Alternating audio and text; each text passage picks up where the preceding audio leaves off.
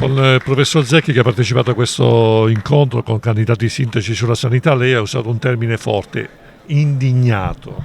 Certo, uno si deve indignare di fronte a una situazione in cui la sanità, che è il primo presidio per la vita di un cittadino, venga smobilitato soprattutto per motivi di carattere economico. Venezia deve ritrovare la sua forza attraverso la residenzialità. Adesso mi fa piacere anche che il candidato sindaco Baretta sostenga che sia utile lì avanzare il discorso su uno statuto speciale per la città che gli dia una sua autonomia fiscale, gli dia una sua capacità di amministrazione. Allora da lì potremmo partire e non fare tanti discorsi a vanvera, promesse che poi non portano assolutamente a niente. Il sindaco di Venezia, che è anche sindaco della città metropolitana, la prima cosa che deve fare è chiedere alla regione di discutere anticipatamente dei piani sanitari che riguardano i propri cittadini, difendere e distribuire i presidi sanitari in tutto il territorio, anche attraverso piani di residenza che consentono ai medici, agli infermieri, a coloro che lavorano alla sanità di poter stare vicini al luogo di lavoro. Aiutare i medici di base sono lo snodo fondamentale che ci consente di prevenire le situazioni di difficoltà. Il Comune offra spazi ai medici di base perché organizzino i loro ambulatori in maniera migliore anche per i cittadini. E infine dobbiamo avere un costante rapporto con le associazioni che si occupano di sanità, che sono sempre vigili su quanto succede e sono partner fondamentali del Comune nella tutela della salute.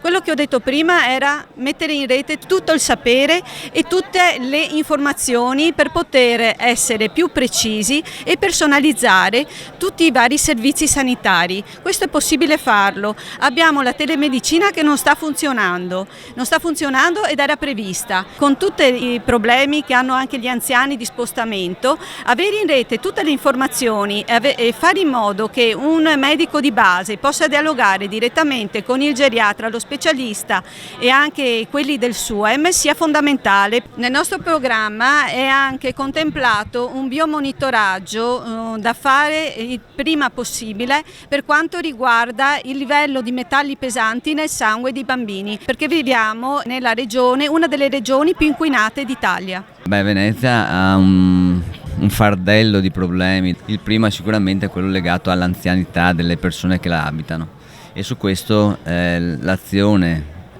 sanitaria e l'azione del coordinamento tra regione e comune è stato praticamente nullo. Sostanzialmente il comune doveva essere molto più efficace nel richiedere.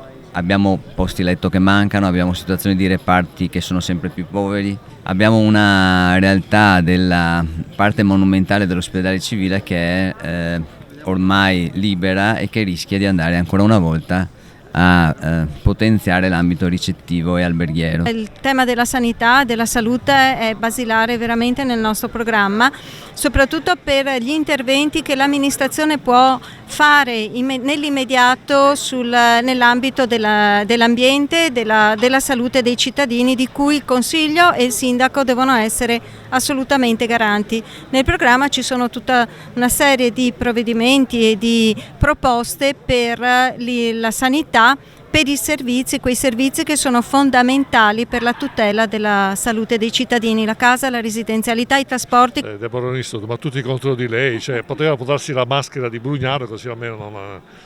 L'amministrazione c'è, segue la parte del sociale, ha un rapporto stretto con la Regione Veneto e quindi con quello che è poi l'ente che si occupa della sanità, ed è vero che l'amministrazione ci deve essere, è al tavolo. Questa è una città unica, speciale, per cui le richieste sono richieste importanti.